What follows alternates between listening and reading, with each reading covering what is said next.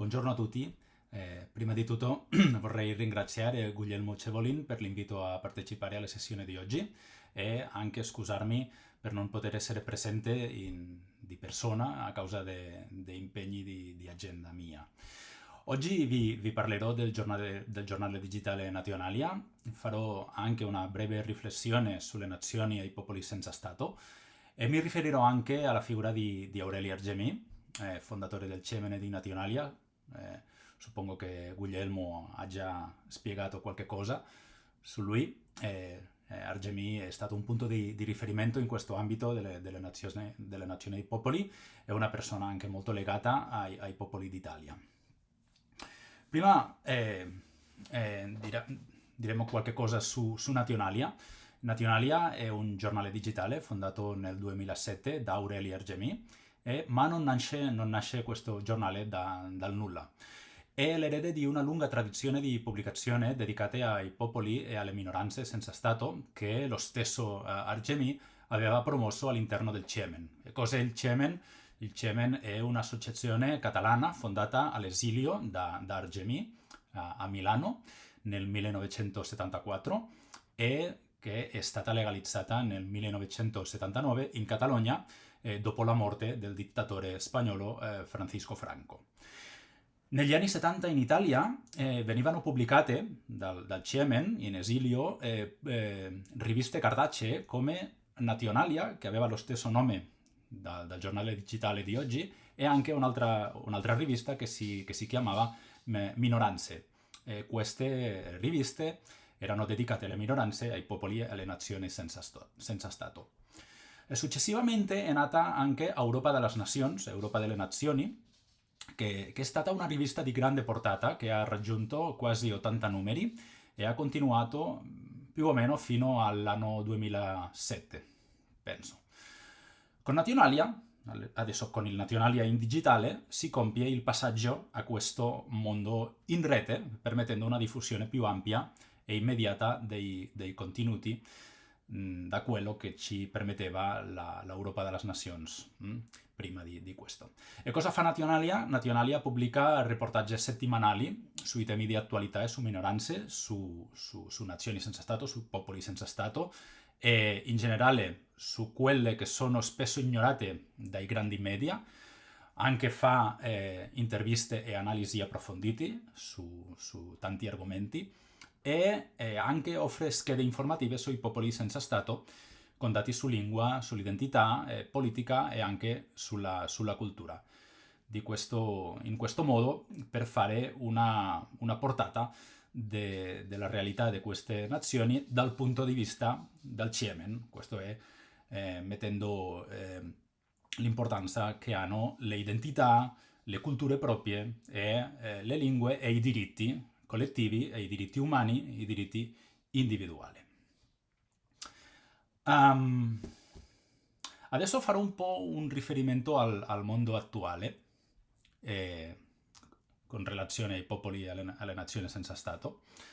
Quando ho iniziato a collaborare con Nationalia nel 2010, abbiamo vissuto in quello tempo un periodo di, dirò, grande fermento, perché tra il 2010 e il 2017 molti popoli senza Stato, molte nazioni senza Stato, molti o diversi, erano protagonisti di forti rivendicazioni. Movimenti come quello, credo che ci siano tre che sono abbastanza importanti per spiegare questo, che sono il catalano, lo scozzese e il curdo iracheno, erano molti attivi.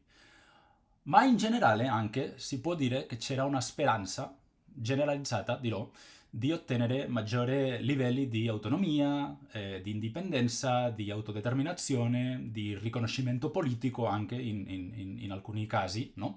C'era questa effervescenza, un po' in quello tempo, 2010-2017. Anche si rivendicavano diritti linguistici, diritti culturali, ma anche c'era una grande portata di diritti politici in quel tempo. Tuttavia, nessuna di queste tentative ha avuto successo.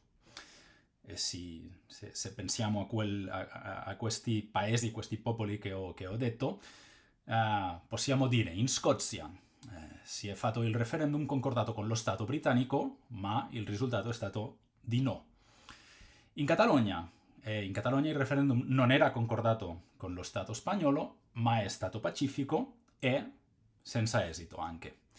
E poi, se pensiamo al Kurdistan iracheno, là anche abbiamo questa organizzazione di un referendum senza essere concordato con lo Stato iracheno, unilaterale, ma anche con una dimensione militare, perché sapete che i curdi iracheni hanno le loro proprie forze militari.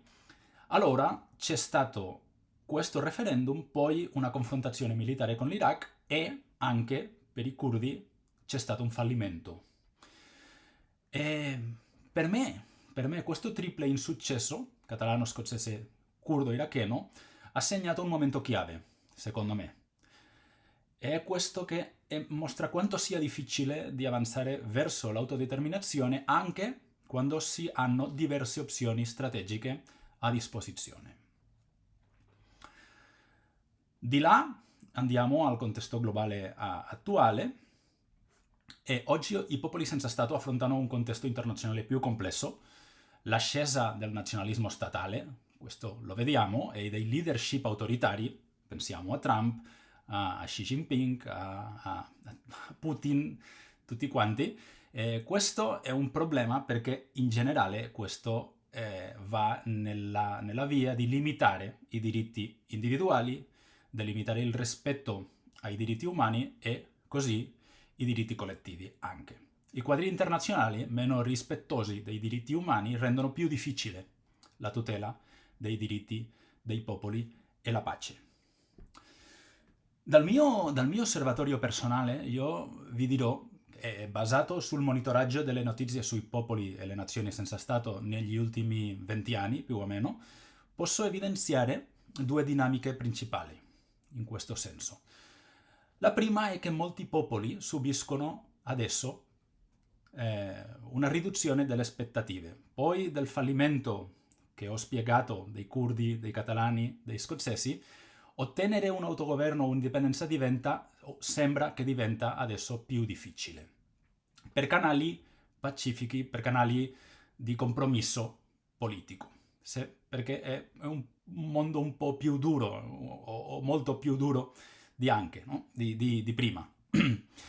Questa è la prima via o la prima dinamica che ho osservato. Ma c'è anche una seconda dinamica che è che alcuni popoli cercano di adottare una politica più vicina ai fatti compiuti, riducendo il loro allineamento a questo che io ho detto prima, con il diritto internazionale, con i diritti più basici, e inserendosi in una prospettiva che possiamo dire più tipica di quello che si chiama la scuola realista delle relazioni internazionali. Questo cercando un po' di massimizzare le loro opportunità strategiche in un contesto più duro, più complesso, più militare forse anche. Ne sono alcuni esempi. Io dirò, per esempio, è uno che è moltissimo di attualità in questo momento, in questa settimana anche, è il caso del Yemen del Sud, dove gli secessionisti, in alleanza con gli Emirati Arabi Uniti, cercano l'indipendenza o quantomeno una posizione vantaggiosa in un futuro Stato federale con diritto all'indipendenza. Questo è un tema. Poi il Somaliland, per esempio, è anche con una strategia geopolitica autonoma, con una diplomazia che va dal Taiwan agli Emirati Arabi, all'Etiopia, eccetera. Dunque, giocando questa dinamica più realista, per dirlo così. E anche un caso molto interessante è il Rojava. Il Rojava, i curdi di Siria, che combinano questo discorso molto democratizzatore, un discorso femminista, un discorso ecologista, un discorso molto rispettuoso dalle minoranze, ma anche ma anche con una chiara strategia di sicurezza e anche di diplomazia in un contesto estremamente complesso in Medio Oriente per la loro propria sopravvivenza. Allora io dirò che queste esperienze mostrano che esistono finestre di opportunità, ma anche grandi sfide. I popoli senza Stato adesso devono combinare diritti, diplomazia e strategia per avanzare senza mettere a rischio la pace e i diritti umani. E non lo hanno facile. Mai è stato facile, ma il momento attuale è molto complesso e le organizzazioni dei diritti delle nazioni senza Stato devono fare molte scelte che non sono facili. Poi non possiamo finire questo intervento senza parlare anche un po' più di Aureli Argemì, il fondatore e il pioniere in questo campo, che ha iniziato negli anni 70 con pubblicazioni cartacee, come ho detto, ha sostenuto che la diversità culturale e linguistica è una ricchezza e non un problema, e che se ne derivano diritti collettivi per tutti i membri dei popoli senza Stato. Lui credeva che i popoli abbiano diritto al riconoscimento e all'autodeterminazione, e anche, molto importante, la sua visione era interdisciplinare, combinava con politica, etica e giornalismo, perché era un appassionato di spiegare le cose. Argemì allora ci ricorda che difendere i diritti delle minoranze non frammenta il mondo, ma contribuisce a una convivenza più giusta e più pacifica.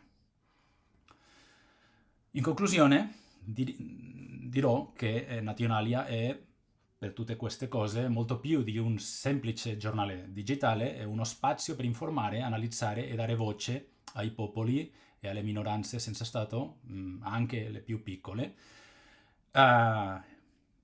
Vediamo come negli ultimi anni